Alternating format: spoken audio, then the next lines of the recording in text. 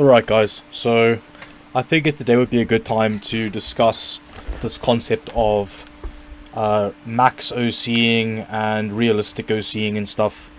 Let me just fix this real quick. Wait, there we go. Okay. Just bugged. Okay, so there we go. You know, sometimes when you do a video recording, it kind of just bugs out, right? Okay, so I'm gonna actually head back to desktop. I don't know, this will be, I think this should show, but I want to show you guys something real quick. So right now we're testing this. So this is max voltage with, I'm on reference design because obviously I have a reference card. We're at 105 on core, 500 mem on a 90, so this would be 20.5 gigabits per second. 114 max bar, obviously max temp, because I mean there's no reason not to, right? Fan curve kind of aggro, not really, kinda. I mean, it runs 30% at 40 degrees, up to 40 degrees, so usually it stays around here and does 0 fan speed, and then hits 60, 80%, and then 70, 100%. So fairly aggro, I guess. I don't mind running high fan speed if it needs it, so that's kind of why I do that. Otherwise, this card actually recently just now passed Firestrike stress test at plus 120, the same G6X offset, and then the same voltage and power offsets. Now let me explain something real quick.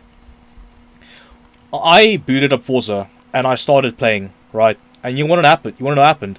I had aliens on the screen and the game crashed. Why was that? Because the card was trying to run at 2070, 2085, maybe up 2100 with that offset, and it was totally unstable. Now, it's hard to determine like overclock instability when you're talking about GPUs, because the core and memory kind of, they have interplay. It's almost like a CPU and RAM, but even worse. So with GPUs, if your memory is too high, it can destabilize the core. If the core is too high, it destabilizes the memory. If the memory is too high, not like unstable, but just like too high in general, it can limit your core overclock. It's a very weird system of how it works. And there's heat interplay as well, and then the workload itself. Because remember guys, when you're talking about a GPU, you're not locking this GPU's core clock and then the voltage. You're stress testing given a certain application. So whatever application you use stress test, like that will determine like what you're actually testing. So if you're, for example, the reason I like Firestrike standard performance or Firestrike performance mode stress test is because it runs the lowest settings during a DX11 load, like a realistic DX11, which is still like a fairly hard API. It's still a fairly hard test. It's not something really light, but it allows the card to stretch its legs, max the FPS out, right? So run at a really high FPS, and then the card is hitting transients. It's hitting not max, but it's hitting a very high vid point. So the card really is stretching its VBIOS limit and power, and it's actually really like stressing the max boost clock you can potentially see on the card. Problem is when you do a game like this, like Forza Horizon 5, that if you can just check the top corner, it's like fucking boosting to like 1.07 volts at some points, right? At that point in the vid curve, the card is literally so high clocked that there's no way you could ever like accurately test its performance in a stress test. Like, I don't know which stress test would allow the card to run at 1.075 up to 1.1 volts. A test that would let the card run at 1.1 volts would actually be optimal, because that test would allow you to see the card's true limits in terms of clock speed, and you could actually gauge where the card really starts to freak out, because GPUs, like CPUs, have inherently a curve where it's easier to clock the card higher at slightly lower vid points. The higher the vid point and the higher the boost clock, the less stable the card. So right now the card is running stable at plus 105 kinda. I don't know if it will crash. It might crash. It seems like it's running. There's no aliens. Remember, the boost clock's in 15 megahertz steps, so it means like 15 megahertz is actually quite a bit of clock speed. Like 15 megahertz can very well destabilize a core. So because the increments are so large and not like, you know, 1, 2, 3, 4, 5 megahertz, like something stupid, when you come down a boost step, you actually can restabilize a card. So you actually might often just be one boost step away from instability. or one boost away from stability if you're currently unstable, right? Now let's discuss the memory clock a bit. I've tested the card a few times at different memory clocks. So like I've tested the card at like 250. I think 250. Well, 250 was Nvidia's like stock memory overclock it gave me with the Nvidia tool, and then I've tested the card at like plus 500, plus 750, plus 1000, plus 1250. Now, funny thing is, if you do Port Royale, you can actually get the card up to like 1000, and it actually scales performance. So you actually don't get regression in terms of score and stuff, which is very weird because usually you would see a regression before you get instability, right? Now, that's kind of funny because in Port Royale, like I said, it can do 1000, you can see score improvements, and then it might crash every few runs, but it runs 1000. Come to Firestrike, try run 1000, you immediately get Space Invaders everywhere, right? So you back off to like plus 750, right? Okay, cool. So you back off the 750, and guess what you get? Pass. Every time. Firestrike and Timer Spy, plus 750, I get a pass. So I get a pass with 21 gigabits per second, okay? And that's a pretty standard number you find a lot of Ampere cards hit, so you're like, cool, that makes sense, I'll run that. Okay, cool.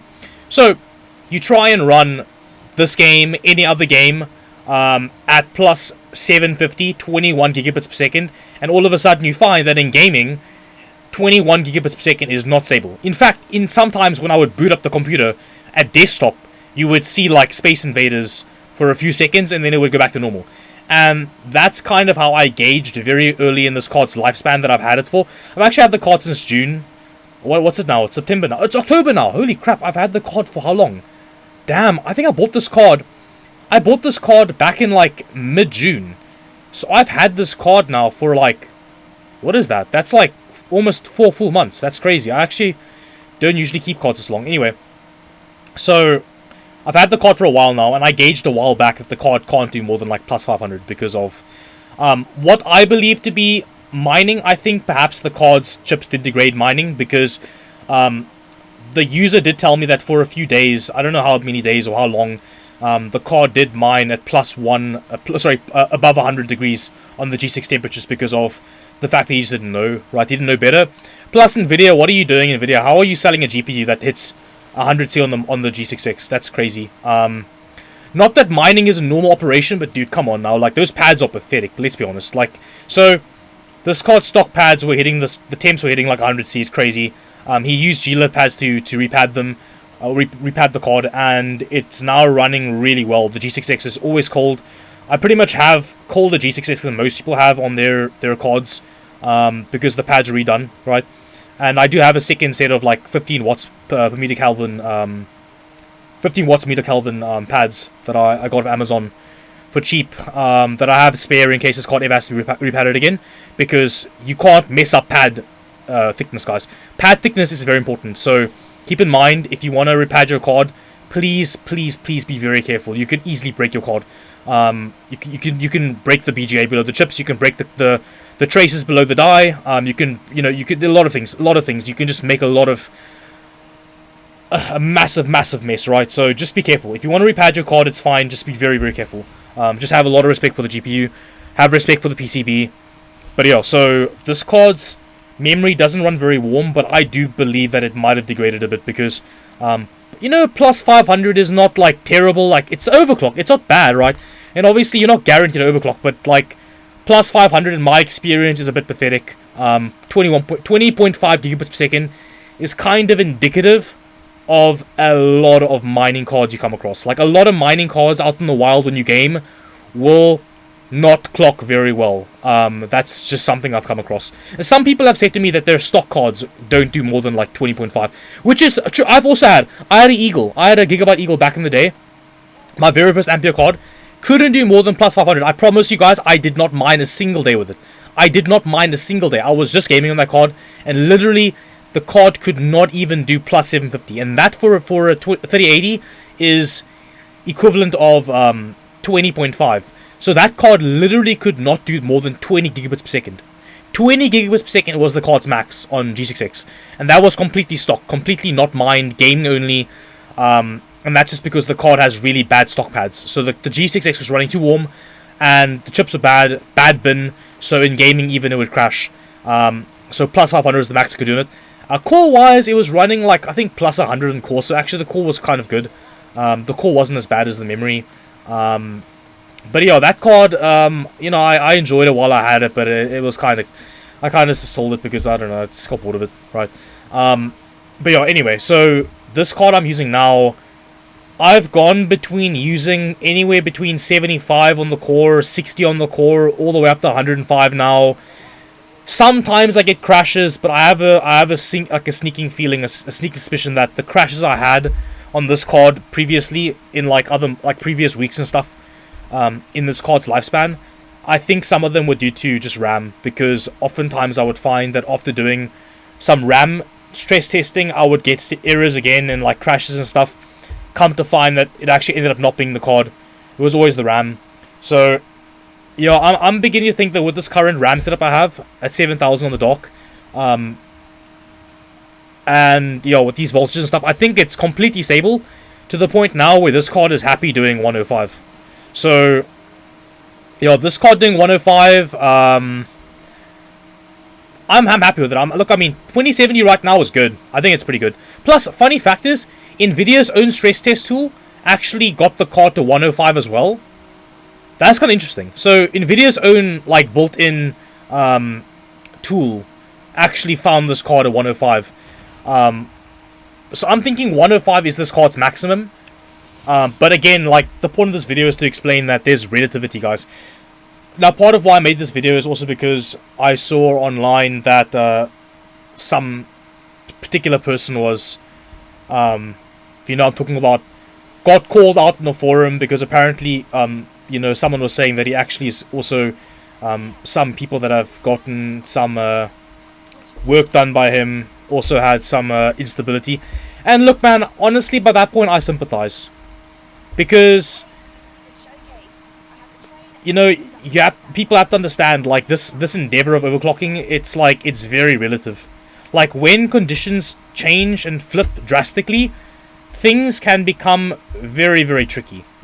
So, when the temperature in your area changes drastically, your overclock all of a sudden falls off a cliff. So, you need to make sure your overclock actually survives a warm day. If your computer crashes, like if you run HCI and your RAM errors within like 10 minutes, and the day is like 25°C outside, well, you have a heat-sensitive RAM OC that you cannot run, right?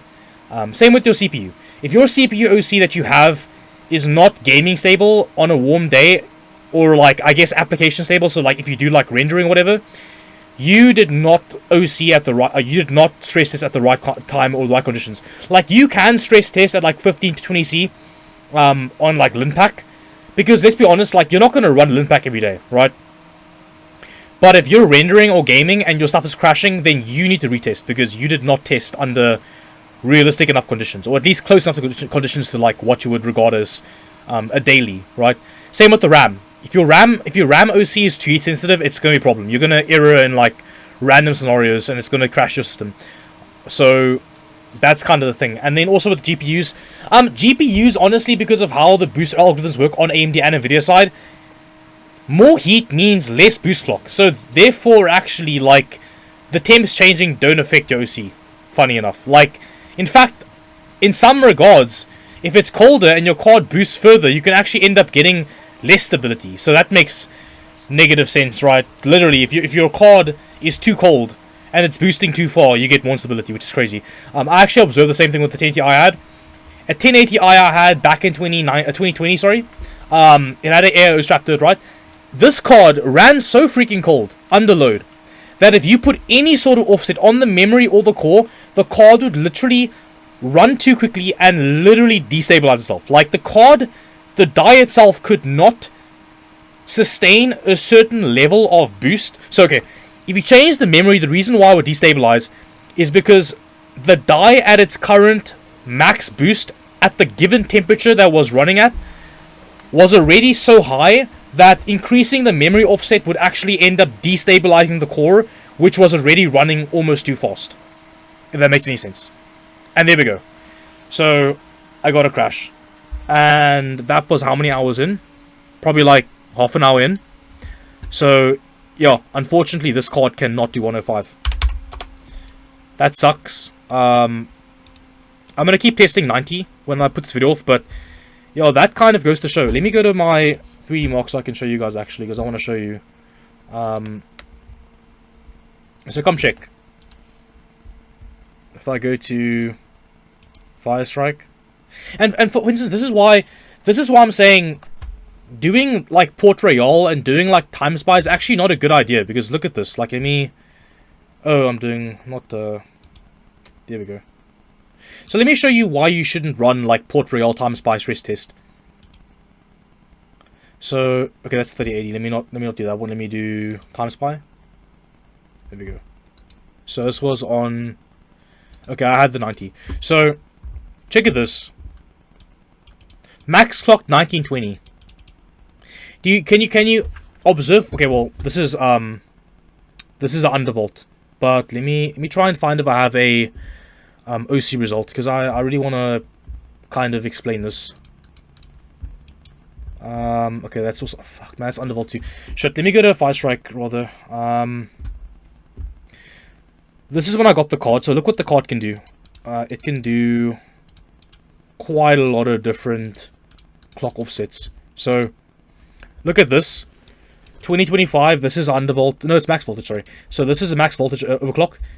It hit 2025. Now, by the way, in Firestrike at 400 watt BIOS limit, 2025 is about as high as you're getting. The 400 watt limit actually really limits this card's performance. So, wait, 5.2 gigahertz, what the hell? Oh. Wait, no way. No way. Wait. Hold on. Apex? Oh, it was stock. The CPU was stock, man. I'm stupid. Okay, CPU was stock. I had the Apex. Okay, this was, by the way, this RAM OC wasn't stable. This ran at plus 90, 21, whatever, blah, blah. It ran. FPS stability was bad. Why? Because this was too high. But because it was Firestrike, this wasn't crashing it. This was too high. That's why this number was so bad. This number was bad because, again, this is too high. This is somewhat more stable. So 1 volt for plus 90, and then this clock speed was somewhat more stable, but it was just not... This was way too high, so this is why this is also... This would not pass in the game. This would not run all games stable. Same idea, 21, too high. Okay, now, notice how this is above 99 now. Because with 20.5 gigabits per second, this all of a sudden is not happy. Now, at 120 offset, 0.95 volts in Firestrike, it could do it. Why? Because of this 0.95 volts. Now, if I ran Forza at 0.95 volts, would I do this offset? Maybe. Why? Because in Forza with 0.95 volts, I might be hitting like 1900 and... Maybe like 1980, 1965 megahertz, right? And even the fact the offset's so high, because you're low on the vid curve, plus you're not boosting as high, all of a sudden those crashes you're getting at the high clock speeds no longer happen. So this is relatively stable at 0.95 volts. This particular G6X speed is fine for this particular card I have. And that's what allows offset to be done, because of this undervolt. This undervolt allows offset, because it doesn't allow the card to boost far enough. Now, with this one, okay, this was a niche case. 105 offset, very low stability. Why? This offset is too high. This boost clock is too high. This card is not stable. This did pass, but again, this would not fly in an actual gaming scenario. Again, you're on the dock now, so this was today. And as you can see, I passed 120 at the max voltage and max power. 2010 a hit because the temperature was a bit high, because it was a warmish day. And the fan speed wasn't maxed out, right? So the fans weren't running too fast. Now, this crashed in Forza immediately, like that. Even this one, I retested it. So this passed not once but twice, guys. Not once but twice. So anyone that wants to say, oh, this was just one lucky run, no. It passed back to back, literally. Look at this. Look at the timestamp. Where's it now? Does it show you? It does. Wait, no, it doesn't. I could show you on my 3D mark. Let me do that. So if I go to I don't want to show my Steam username. Fuck, man. Anyway, whatever. So, well, yeah, but that passed back to back. So this was today.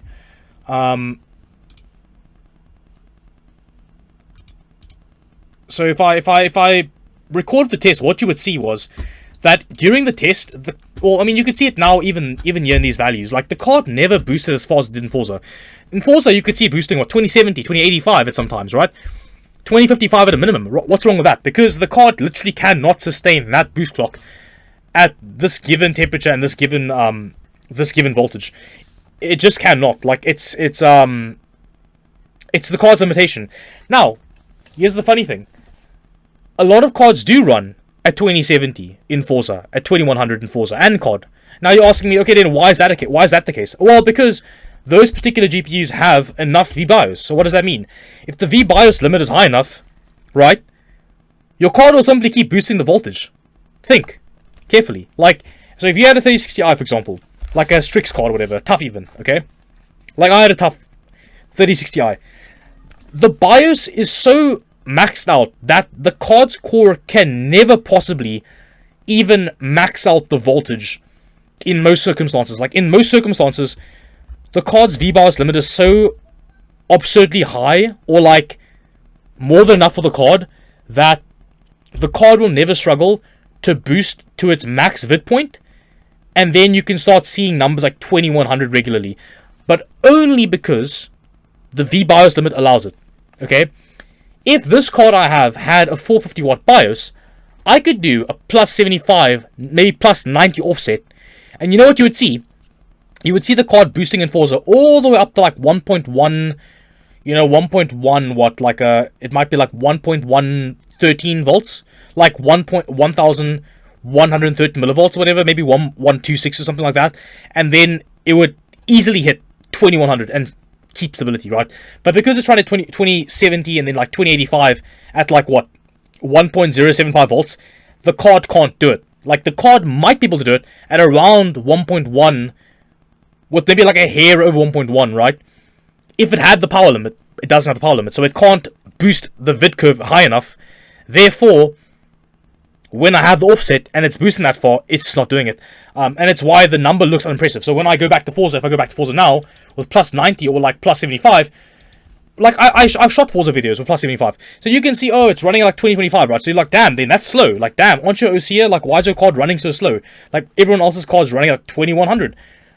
Problem is, my card is running reliably in Forza at like 2025 to 2040 at like 1.075 volts, right? In order to get up to like 2100, it would need like 1.1 volts. But because the BIOS limit is not high enough, it never hits it. So, the point is that overclock stability is very, very relative. It's very situation dependent. It depends on the stress test used to test the actual vid curve. Okay, so if the stress test you're using does not, it cannot test the card at its upper limits, it's not going to be indicative of game performance. The least demanding games you own will boost the card further and actually end up crashing you if your card's overclock is too high. Okay, the next factor is if your VBIOS limit is limiting, and you go to a game and the card boosts to a really high number, but the voltage curve point cannot be set high enough because there's not enough power limit. You won't. Okay, how do I word that? That's such a weird way to put it. Frick, man. Like, if someone says that Ampere dies can overclock 2100, they can. The problem is that you need enough power limit to get the card to 2100 at the right voltage point. It's like a CPU, right? You would never try and run a 1200K, like the average 1200K, at like 5.2 gigahertz at like 1.25 volts. It wouldn't run on most chips, right? But you could run that. You could run 5.2, but it would need like 1.4 volts. So you apply the necessary voltage. The problem is with GPUs is that GPU boost manages the curve like very dynamically. In fact, the boost point also changes. So it means the boost point for 1.1 volts is not always like 2100. It could be like 2115 on a colder day. That's the crazy part. Like, GPU boost literally dynamic changes. So it means on some days, Like, certain offsets could be more stable than others. Like, some days, an offset could be stable, the next day could be unstable. It's that weird. So, yeah, GPU OCs are tricky, man. And the RAM OC itself can destabilize the game as well.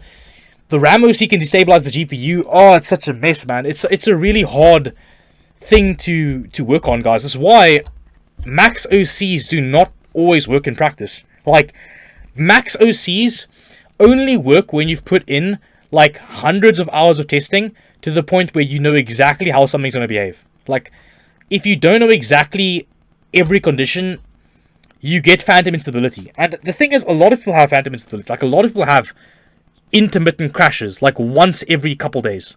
And if that's the case, your system is not stable. Like, you have to go back and reconfigure. As much as it sucks to say that, the truth is you have to go back. You have to go back and reconfigure.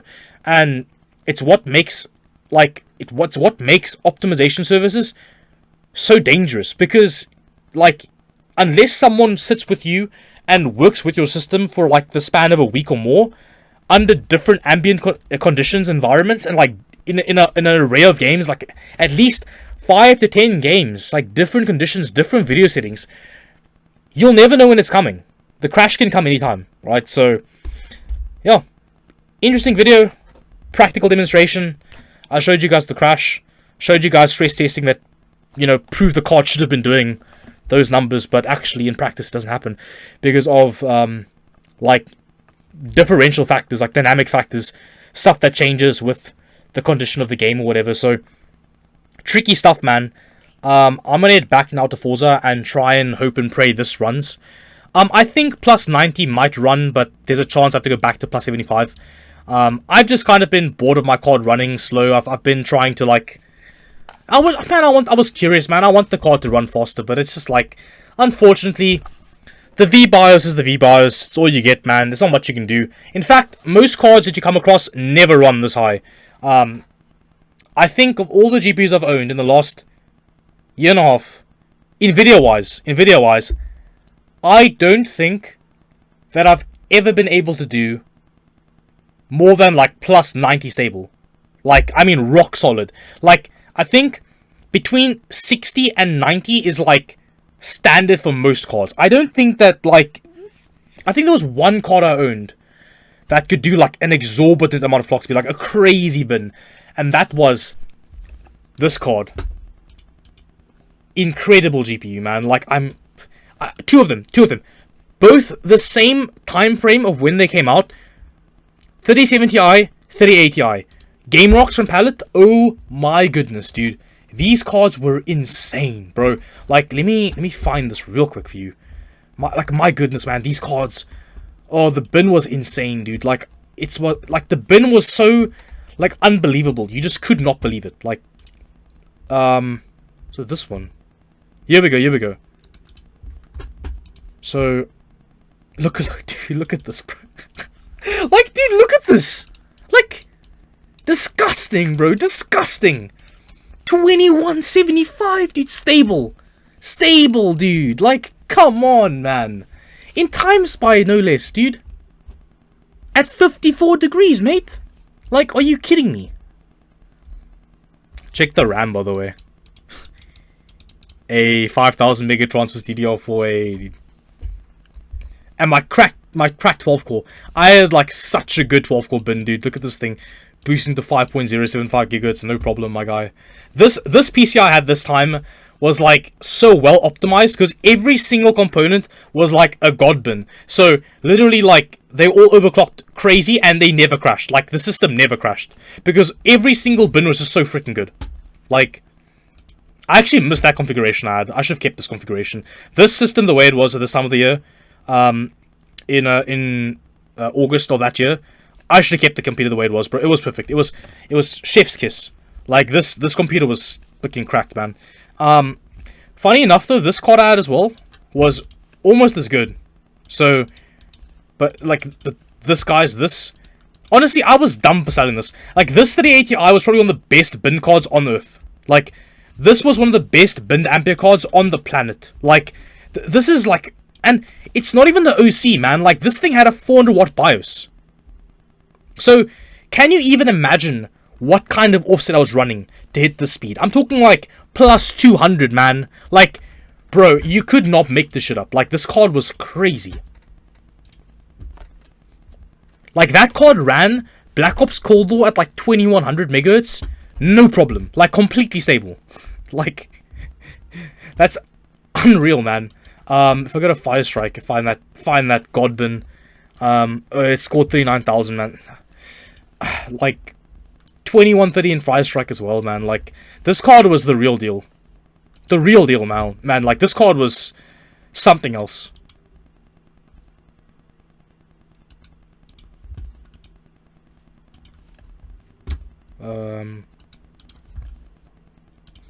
What am I doing? Here we go, 2160, man. Look at this. 2160 in Fire Strike Extreme, man. Like, this card was honestly, like, this card was something else. I missed this GPU, man. Honestly, if I could find this card, dude. No, I think the guy sold it who kept it, though. I think he kept it as his personal card. But, yeah, this card was something else, man. Wow, what a GPU, man. What a GPU. It never happens. If you find a card like that, keep it, dude. Don't sell it. Cards like that, bro. Man, they make your day. They really do make your day. It's so cool to see. But, yeah. So, hope you enjoyed the video, guys. Hope this wasn't too loud. But, yeah.